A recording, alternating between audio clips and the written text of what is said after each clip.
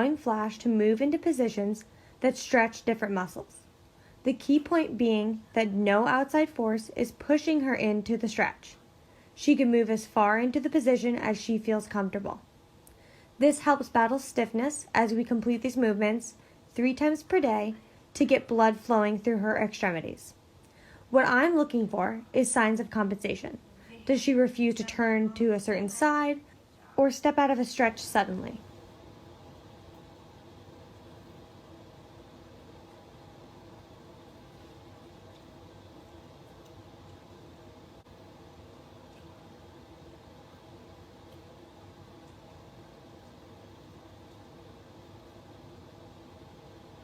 You'll notice Flash's tail is turning to her left.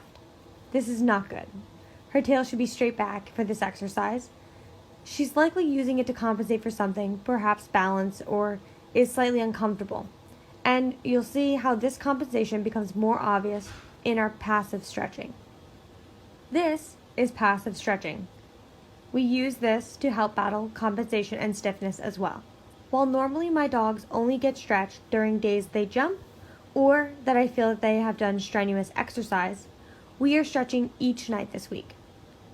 While now I'm placing external pressure on Flash's legs, this type of stretching should be done very relaxed.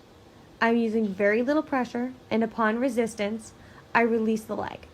The main movements I go through are just to check for range of motion. I'm not qualified to fix any of the issues that I find.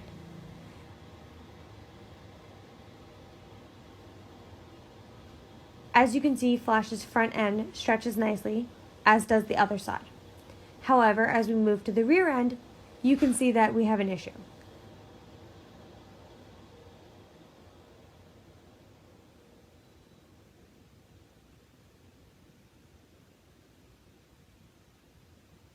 Flash is not comfortable with hip extension on the left side. You can see she yanks the leg away from me as I try to manipulate it into extension. I don't pressure her leg into this position. Instead, we move on to the counter stretch, hip flexion, which Flash has no issue with. On the right side, the side with the injured foot, Flash doesn't show any signs of compensation. My best guess is that Flash has been sitting funny to protect her right foot, and this has done something to her left hip or the muscles in that left rear leg.